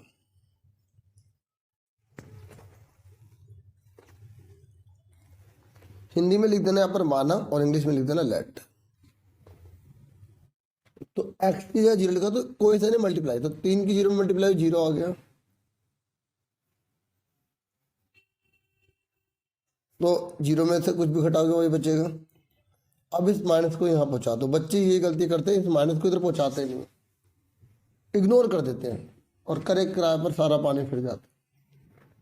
अब y की जगह 0 लिख दो, तो जहां 3 है वह 3 लिख दिया, x की जगह x लिख दिया, माइनस की जगह माइनस, और y की जगह लिख देंगे 0। इक्वल टू में क्या 100, ये देखो y की जगह 0 आ गया। अब इसमें से घटाओगे वही आएगा, बस 0 में से कुछ भी घटाओ वही रहता है। देखो 0 में से घटा रहे थे वही रहा, और 0 इसमें से घटा रहे थे तभी वही रहेगा। अब ये मल्टीप्लाई वाला है, इधर जाके क्या बन जाएगा, डिवाइड, ये आंसर आ गया। तो हमने जब x 0 माना तो y निकला, जब y 0 माना तो ये x निकल गया। यहाँ लेट लिख देना, ठीक है, फिर देन लिख देना, माना और तब, ठीक है। मैं थोड़ा सा ना जैसे समरी की तरह से समझा रहा हूँ, लेकिन पूरा समझाने की कोशिश कर रहा हूँ। कि 2 सॉल्यूशन ये लोगे, तीसरा सॉल्यूशन कैसे निकालोगे। अब x से कुछ भी रख लो, कुछ भी, जैसे 4 रख लिया यहाँ पर, तो 3 multiply 4, 3 multiply 4 minus y is equal to 100, तो 3 4 जा 12। तो अब 12 को उधर ले जाओ, इस तरीके से प्लस वाला माइनस का होगा, इस माइनस को गायब मत कर देना। तो 100 में से 12 के कितने बचे, 88, क्योंकि प्लस की बड़ी है तो प्लस का साइन। अब ये माइनस उधर पहुंचा देंगे तो माइनस का 88 आ गया। तो देखिए मैं आपको आइडिया दे रहा था, फॉर्मूलों पर चलते हैं फिर से, ठीक है। अब 6 चैप्टर्स के फॉर्मूले हैं। एक होता है लीनियर पेयर, ठीक है। तो लीनियर पेयर मतलब एक लाइन का टोटल 180 होता है।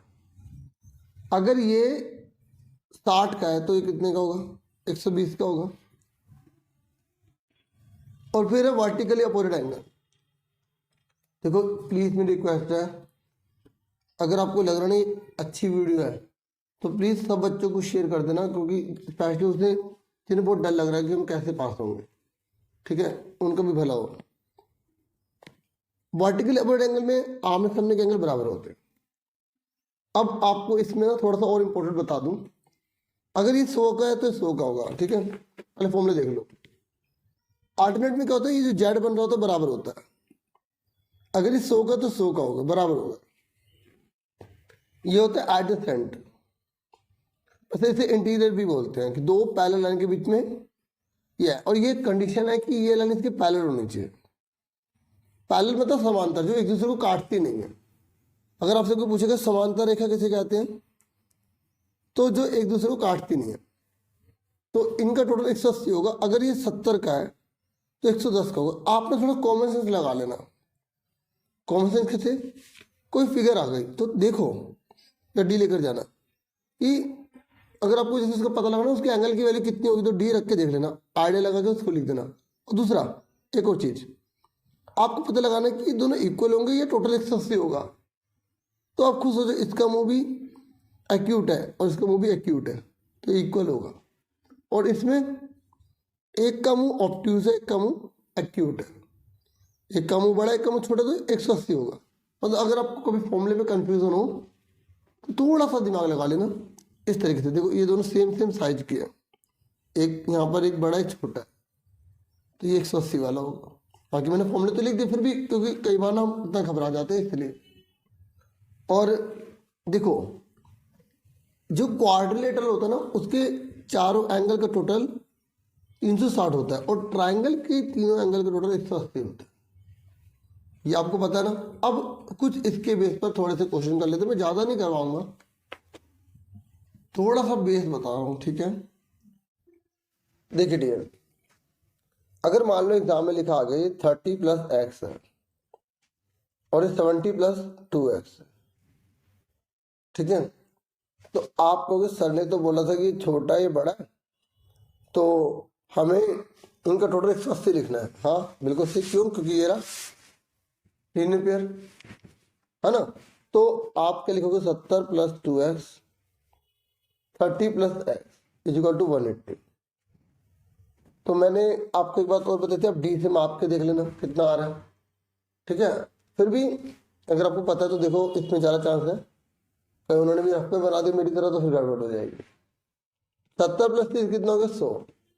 2x और 1x कितना होगा, 3x। तो 3x = 180 प्लस का 100 जाके माइनस का हो जाएगा। और 180 में से 100 गए 80, 3 मल्टीप्लाई वाला डिवाइड हो जाएगा, तो x = 80/3 आ गया। और अगर ये क्वेश्चन जैसे मैंने यहाँ पे लिखा, अगर ऐसी फॉर्म में होता, यहाँ पर आप लिख देना लीनियर पेयर ऐसी यूज में, मैं सर बता रहा हूँ कि 40 का और यहाँ लिखा गया x - 20। तो कैसे करेंगे, 40 = x - क्योंकि वर्टिकली अपोजिट एंगल इक्वल होते हैं ना। आपको ये याद रखना है कि हमें 180 लिखना है या इक्वल लिखना है, और ये किसके बेस पर है, फॉर्मूलों के बेस पर है, ठीक है। इस तरीके से तो -20 जाके क्या हो गया, +20, तो 60 आ गया, ठीक है। तो हमारी अब देखो जैसे एक क्वेश्चन ये ले लेते हैं, बताओ अगर ये 100 का है, ये 70 का, तो ये कितने का होगा। देखो एक तरीका तो ये, एक लाइन का टोटल कितना होता है, 180, 100 का तो 80, एक ट्रायंगल का टोटल 180 होता है, 8 से 15, 30 का आ गया। एक तरीका होता है कि बाहर वाला जो एंगल होता है इसको छोड़ के जो बाकी जो बचे हैं उनका टोटल के बराबर होता है। तो इसलिए ये जो है 30 का आ जाएगा।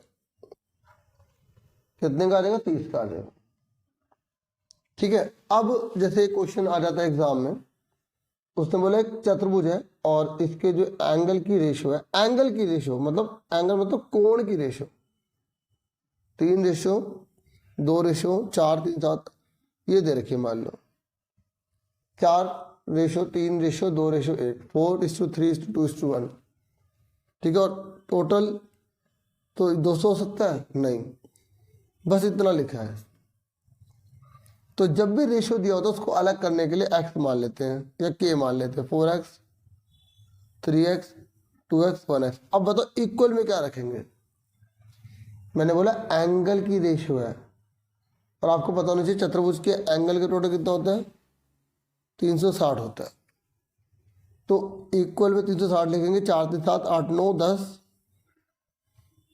तो x कितने का आ गया, 360 बटे में 10, 36 आ गया। x कितने का आ गया, 36। तो ए बी सी डी, तो एंगल ए कितने का आ गया, यहाँ पर कितना 4 को 36 से मल्टीप्लाई कर दो। फिर बी 3 है ना, 3 को मल्टीप्लाई कर दो 36 से। फिर 2 को मल्टीप्लाई कर दो 36 से। फिर डी को मल्टीप्लाई कर दो 36।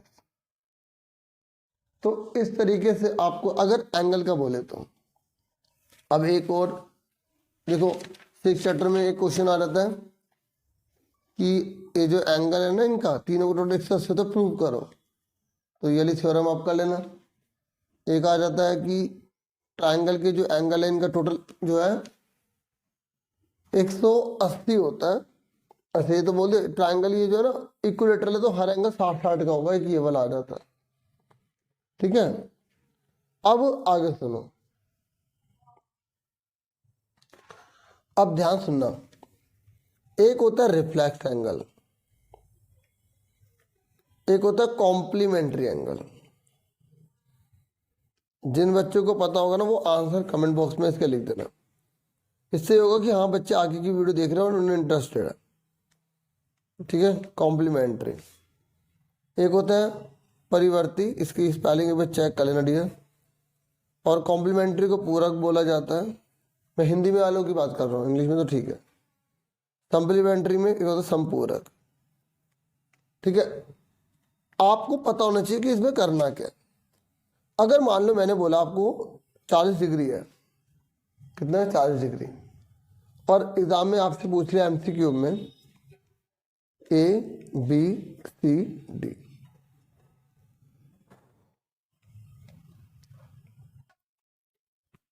उसने पूछा कि 40 डिग्री का अगर रिफ्लेक्स पूछ लिया, और यहाँ 4 आपको ऑप्शन दे रखे हैं। यहाँ लिखा हुआ है आपको 50 डिग्री लिखा हुआ है, यहाँ पर 310 लिखा हुआ है।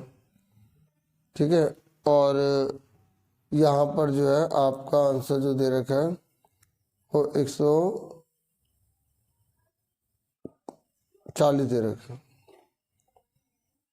और डी में दे रखा 90। इसने पूछ लिया कि 40 डिग्री का रिफ्लेक्स क्या होगा, तो आप किस पर टिक करोगे। बच्चों जब रिफ्लेक्स पूछेगा ना तो आपको 360 में से घटा देना। अगर 40 डिग्री का रिफ्लेक्स पूछ लिया, मतलब परिवर्ती पूछ लिया, तो आपका आंसर क्या होगा, 360 में से 40 के कितने बचे, सॉरी यहाँ पे ऑप्शन गलत दे दिया मैंने, 320। इस पर टिक कर दोगे। ठीक है, अगर इसने रिफ्लेक्स ना पूछ के इसने पूछ लिया कॉम्प्लीमेंट्री,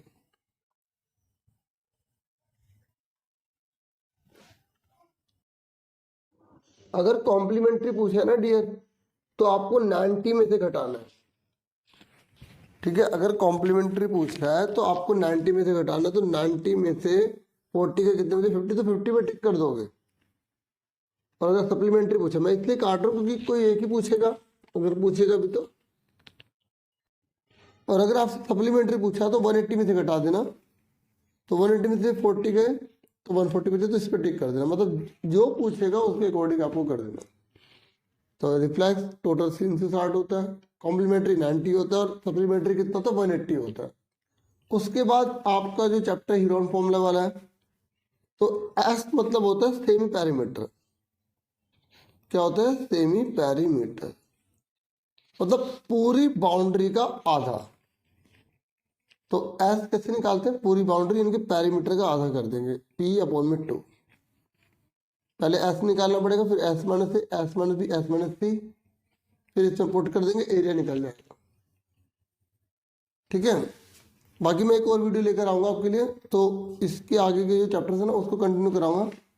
अभी सिर्फ फॉर्मूले आप बाकी के आगे के देख लो। ठीक है, तो अगर बेस और हाइट बोल देगा तो 1/2 बेस इंटू हाइट ले आएंगे।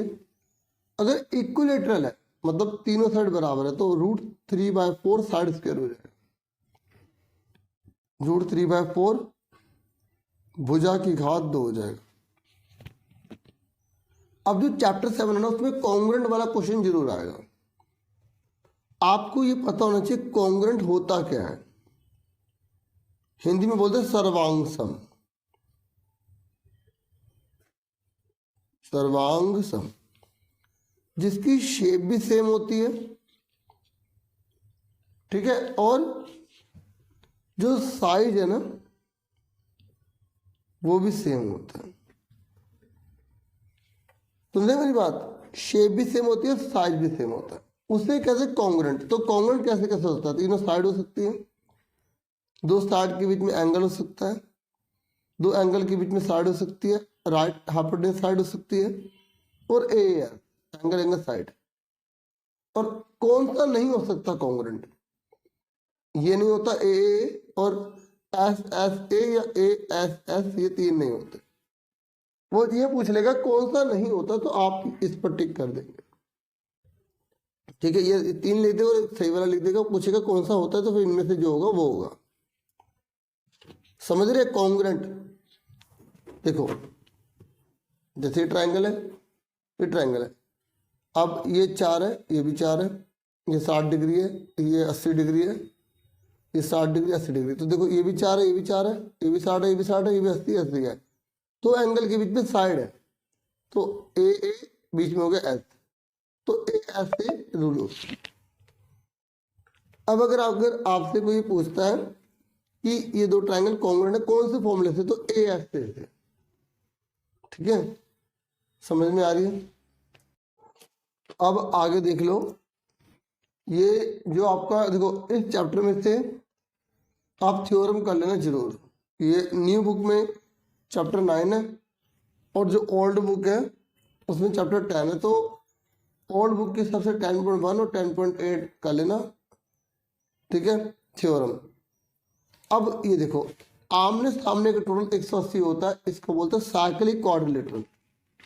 अगर इसके बेस पर क्वेश्चन आ गया, मान लो यहाँ पर ये आ गया और ये बोला 70 डिग्री का है और ये 80 + 2x है, तो x पूछ लिया कितने का होगा, तो आपको याद रखना दोनों का टोटल कितना होता है, 180 होता है। तो 8 + 7 15 + 2x प्लस का 150 जाके माइनस का हो जाएगा। 180 में से 150 का 30 बचे, 30 का आधा कितने का होता है, 15 का होता है। समझ में आ गया? इस तरीके से आपको ये देखना है कि टोटल 180 है या इक्वल वाला है। इसे बोलते हैं साइक्लिक क्वाड्रिलेटरल, चक्रीय चतुर्भुज। और ये क्या होता है, एंगल इन सेम सेगमेंट। ये लाइन डालो, अगर ये 40 का तो ये 40 का होगा।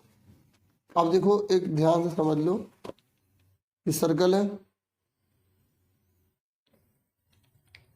ये 70 का है, ये 80 का है, और इसने ये वाला पूछ लिया। अब देखो ये जो एंगल है ये तो इस ट्रायंगल की है ना, तो एक ट्रायंगल का टोटल कितना होता है, 180 होता है। ये 80 का 70 का है तो ये कितने का आ गया, 30 का आ गया। ये 30 का तो ये भी 30 का होगा। क्यों? एंगल इन सेम सेगमेंट, एक ही वृत्तखंड पर बने कोण है, क्योंकि एक ही कोण का इस्तेमाल कर रहे हैं। अब आपसे एक बताऊं, अगर आपसे पूछेगा वृत्त की सबसे लंबी जीवा को क्या बोलते हैं, व्यास। द लॉन्गेस्ट कोड इज कॉल्ड, ये खाली सन में पूछ सकता है, जो लॉन्गेस्ट कोड होते हैं उसे क्या बोलते हैं, डायमीटर बोलते हैं। क्या बोलते हैं, डायमीटर। जो लॉन्गेस्ट कोड होती है ना, मतलब जो वृत्त की सबसे लंबी जीवा होती है उसे हम व्यास बोलते हैं, ठीक है। अब सर्कल के ऊपर जैसे आपको पता होना चाहिए, सर्कल होता है, इसे सेंटर बोलते हैं, इसको रेडियस बोलते हैं, और दो रेडियस सीधी बन जाए तो एक डायमीटर बन जाता है। और ये आधा सर्कल को क्या बोलते हैं, सेमी सर्कल बोलते हैं। ठीक है, ये आपको छोटी छोटी बातें पता होनी चाहिए। अब ये वाली थ्योरम है, अगर ये 100 का है तो ये कितने का होगा, 50 का। सेंटर पे बनने वाला एंगल, हम जैसे किनारे पर है, हमारे माता पिता सेंटर में है, जो हमारा ध्यान रखते हैं, तो आपको ये याद रखना वो बड़े हैं, आप किनारे पर हो, तो ये 50 का है, तो ये कितने का होगा, डबल होगा, 100 का होगा। ठीक है, उसके बाद एंगल इन सेमी सर्कल, ये जो आधे सर्कल पर जो ट्रायंगल बना ना, ये एंगल 90 का होता है। अब इसके बेस पर अगर क्वेश्चन आ गया, जैसे ये इनने बोला कि ये सेमी सर्कल पे बन रहा है, ये 70 का, तो कितने का होगा। आपको पता ना एक ट्रायंगल का टोटल कितना होता है, एक त्रिभुज का टोटल कितना होता है, 180 होता है, तो 180 में से 70 घटा के 110 मत लिख देना यहाँ पे, क्योंकि ये 90 का है, तो ये कितना हो गया, 90 प्लस 70 160, तो ये बचा 20 का।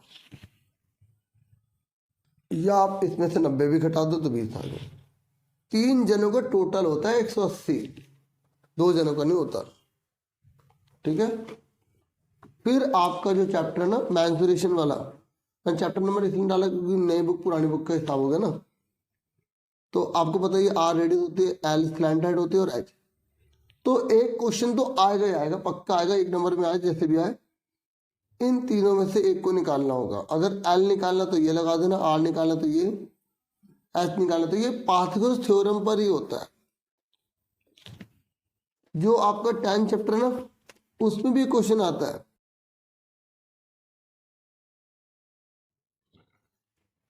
जो ये बोल सकते हैं कि जैसे कोड पर एक परपेंडिकुलर डाला जाता है तो रेडियस की लंबाई निकालो, तो आपको क्या करना है, अगर ये पूरा 8 है तो ये हो गया 4, और मान लो 3 दे रखा है, तो ये कितने का होगा, यहाँ लगाएंगे पाइथागोरस थ्योरम।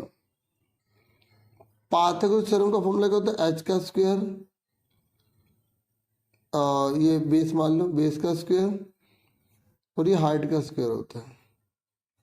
तो कहने का मतलब अगर आपको ये याद नहीं हो रहा तो आप ये वाला फॉर्मूला याद रख लेना। ये क्या है, 4 का स्क्वायर, 3 का स्क्वायर, 4 चौक 16, 3 तिया 9, 25 का रूट कितना होता है, 5। अब यही वाली चीज यहाँ पर है, तो जैसे मान लो ये आर आपको दे रखा है 4, एच दे रखा है आपको 3, तो एल कितने का निकलेगा, मतलब आपको एल निकालना है। देखो ये टेढ़ी लाइन निकाली है ना, तो एल निकालना, तो आप वही वाला फॉर्मूला लगाओ, एल का स्क्वायर, आर का स्क्वायर, एच का स्क्वायर।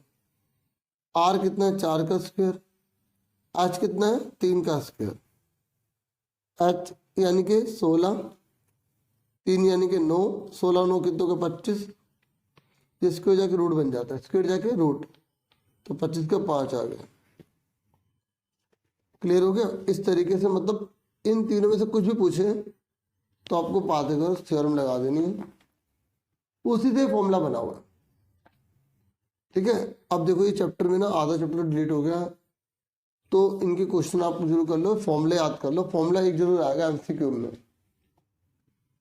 ठीक है, सीएचएफ कोन क्या होता है, टीएचएफ कोन क्या होता है, वॉल्यूम ऑफ कोन क्या होता है, एरिया ऑफ कोन जो ओपन है, खुला हुआ, तो ये खुला हुआ जो है ना, यहाँ से खुला होगा, तो ये फॉर्मूला सेम इसकी तरह हो गया।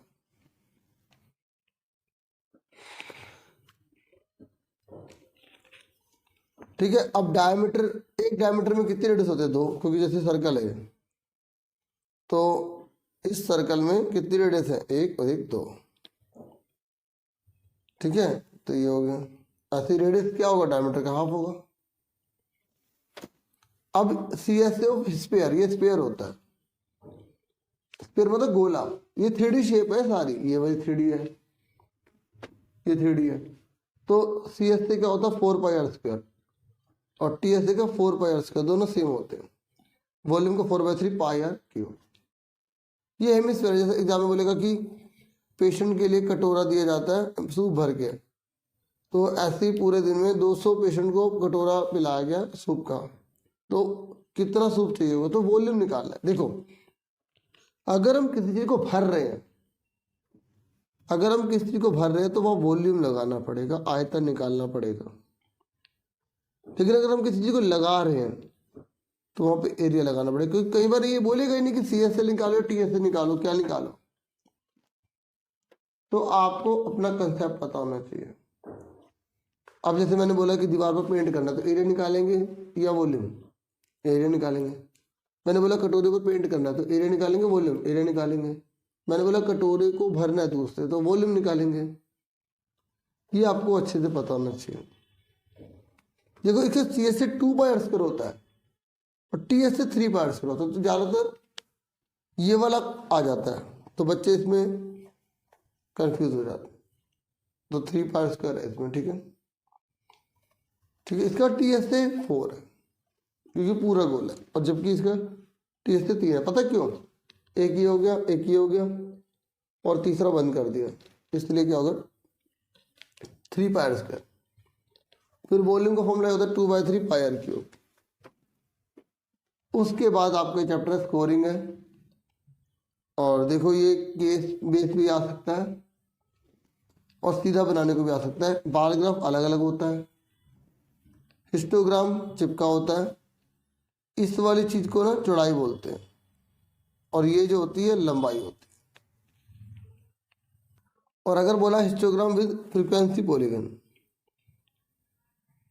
तो आप पहले हिस्टोग्राम बना देंगे, फिर उसके बीच के पॉइंट का मतलब ना कोने के पॉइंट मिला देते हैं, मिड पॉइंट लेना पड़ता है, क्लास मार्क लेना पड़ता है, वर्ग चिन्ह। फ्रीक्वेंसी पॉलीगन सीधा ही बना दो, ठीक है, विदाउट हिस्टोग्राम बोलते हैं इसको। और एक होता है एडजस्टेड, जिसमें हमें विथ निकालनी पड़ती है, सॉरी WIDTH, और लेंथ निकालनी पड़ती है। तो इस चैप्टर के जो लास्ट के 2 क्वेश्चन है ना, वो वाले ये वाले। अब आपसे पूछ लेगा क्लास मार्क निकालो, तो लोअर लिमिट अपर लिमिट, अपर में 2 कर देंगे। क्लास साइज पूछेगा तो अपर लिमिट में से लोअर लिमिट घटा देंगे। अगर अपर लिमिट पूछेगा तो क्लास मार्क का डबल करके लोअर लिमिट घटा देंगे। लोअर लिमिट पूछेगा तो क्लास मार्क का डबल करके अपर लिमिट घटा देंगे। ये मैंने हिंदी में लिख दिया। अगर उस में पूछेंगे और वर्ग चिन्ह दे रखा होगा और ये दे रखा होगा, तो डबल करके घटा देंगे। रेंज मतलब होता है सबसे बड़े में सबसे छोटा नंबर घटा देना, सबसे बड़े में सबसे छोटा नंबर घटा देने को क्या बोलते हैं? रेंज बोलते हैं। अब थोड़ा सा जरा मैं आपको ये बता दूं, जैसे 40 से 80 आ गया, ये जो लिखा था ना, ये माइनस नहीं है, इसे बोलते हैं क्लास इंटरवल। ये पूरा क्लास इंटरवल, हिंदी में बोलते हैं वर्ग अंतराल। इसको बोलते हैं लोअर लिमिट।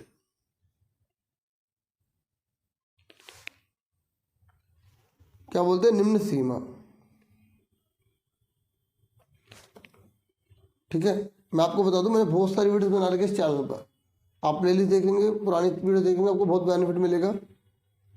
ठीक है, बहुत सारी वीडियोस हैं, आप उसको बेनिफिट उठाइए।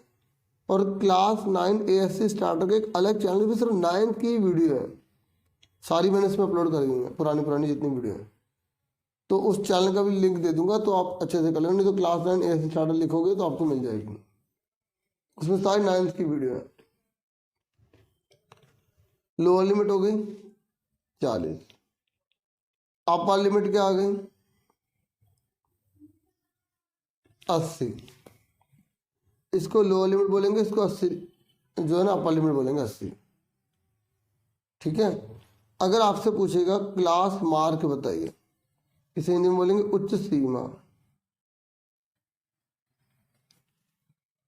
अगर आपसे पूछ रहे क्लास मार्क बताइए, वर्ग चिन्ह, तो आप लोअर लिमिट और अपर लिमिट को जोड़ के आधा कर देंगे। मैं शॉर्ट में लिख रहा हूँ, इसको L बोलते हैं, इसको U बोलते हैं। तो 40 में 80 जोड़ के आधा कर दो, तो 120 का आधा कितना हो गया 60। समझ में आ गई? अब मान लो ये वाला क्वेश्चन होता और ये 40 से 80 है ना, और यहाँ x 80 लिख देता, ठीक है, और यहाँ लिख देता कि जो क्लास मार्क है वो 60 है, मतलब वर्ग चिन्ह या मध्य मूल्य, इसको मध्य मूल्य भी बोलते हैं। 60 है तो वो बोल रहे लोअर लिमिट निकालो, मतलब हमें अपर लिमिट कितनी दे रखी है 80, उच्च सीमा कितनी दे रखी है 80, और लोअर लिमिट हमसे पूछ रहे हैं। हमसे निम्न सीमा पूछ रहे हैं, तो आपको पता क्या करना है। तो देखो मैंने ये फॉर्मूला बनाया ना अभी, अगर हमें लोअर लिमिट निकालना, क्लास में का डबल करके घटा दो, तो क्लास में कितना 60, तो 60 का डबल करके ये घटा, तो 120 में से 80 40 आ गया। देखो 40 आ रहा ना, 40 तो था। तो आपको आंसर का प्रश्न का अगर आंसर बनाना आ गया तो आप और अच्छा स्कोर कर लेंगे। तो देखिए अभी मैंने आपको काफ़ी जो चीज़ें बता दी हैं, ठीक है। अब जैसे ये लेते हैं ये वाला क्वेश्चन, ये केस स्टडी है, ठीक है, ये केस स्टडी है, ये देख लेते हैं। देखो इसने बोला है कि इसका सेमी पैरामीटर निकालो, हिंदी में अर्ध परिमाप निकालो। तो आप में से कोई मुझे बता सकता है एस कैसे निकालते हैं? वेरी गुड, एस मतलब तीनों को जोड़ के आधा कर देते हैं, 130 140 और 150। तो 140 130 और 150 को जोड़ दो, 0 4 3 7 5 12, ऊपर एक हाथ से 1 2 3 और 1 4, तो 420 का आधा कर देंगे, तो कितना का 210 आता है। समझ में आ रही है? फिर से बोले इसका पैरामीटर बताओ, तो पैरामीटर तो हमने निकाल ही लिया 420, क्योंकि पैरामीटर तो टोटल होता है ना। देखो 100 200 300 5 3 8 और 4 12 420 है ना। इसने बोला कॉस्ट बताओ फेंसिंग की। देखो फेंसिंग की कॉस्ट पूछा है और यहाँ बीच में निकलने का रास्ता है, तो यहाँ पर तो फेंसिंग हुई नहीं। फेंसिंग मतलब बाड़ लगाना, तो यहाँ पर बच्चे ये गलत कर देते हैं। यहाँ पैरामीटर पूछा था, मतलब बाउंड्री पूरा लेते हैं, पैरामीटर में पूरा लेंगे, परिमाप में पूरा लेंगे, लेकिन फेंसिंग जब बात कर रहा है तो 5 मीटर चौड़ाई है और 20 रुपये ले रहा है तार के 1 मीटर के। तो फेंसिंग कहाँ तक होगी? यहाँ तक, ये नहीं होगी। तो टोटल कितना आ रहा था? 420 में से पहले 5 घटा देंगे, 415 आ गया। अब इस 415 को 1 मीटर के हिसाब से 20 रुपये है, तो 20 से गुणा कर देंगे, आंसर आ जाएगा। इस बात का ध्यान रखना बच्चों, क्योंकि ये क्वेश्चन ही फंसा देगा। आप देखो केस स्टडी है ना, तो उसी के बेस पर है। इसमें टोटल एरिया निकालो, तो टोटल एरिया कैसे निकालते हैं? कुल क्षेत्रफल निकालना है, तो कुल क्षेत्रफल कैसे निकाला जाता है? पहले एस माइनस ए निकालेंगे, फिर एस माइनस बी निकालेंगे, फिर एस माइनस सी निकालेंगे, ठीक है। फिर उसके बाद एस माइनस सी निकालने का फिर एरिया का फॉर्मूला लगा देंगे। तो मैंने आपको ये सिखा रखा ना, ठीक है। ये दिखा देता हूँ मैं आपको,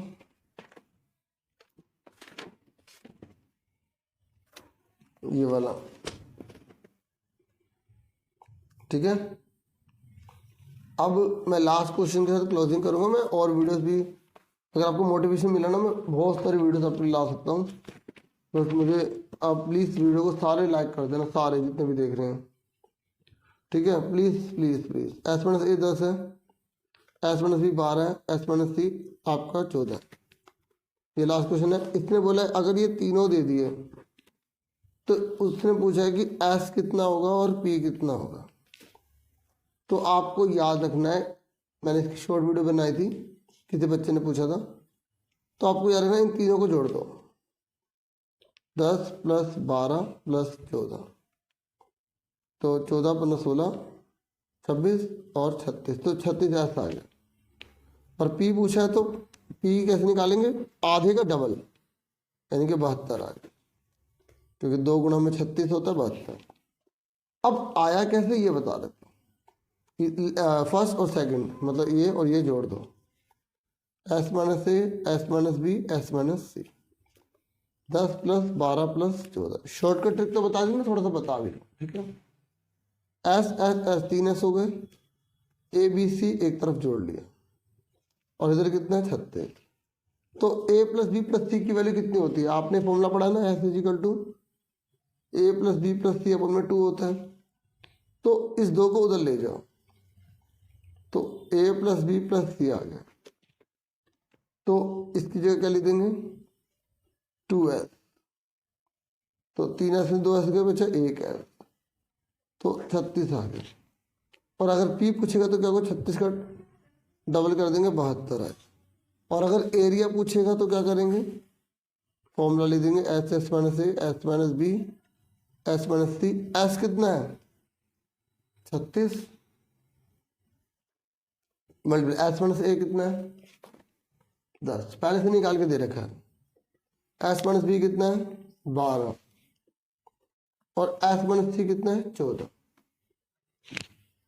बस अब इसका एल्सियम ले लो, 36 का क्या होता है 6 6, 10 का 2 पंजे 10, 12 का 2 दूनी 4 3 12 और 14 का 2 7 14।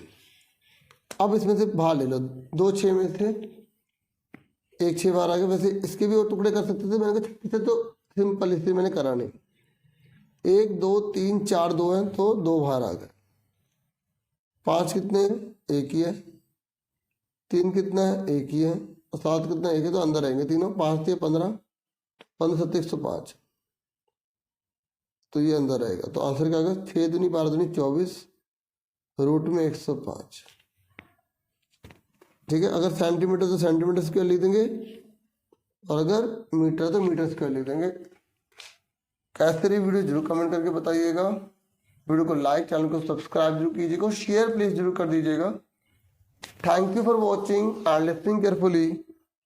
Take care dear students.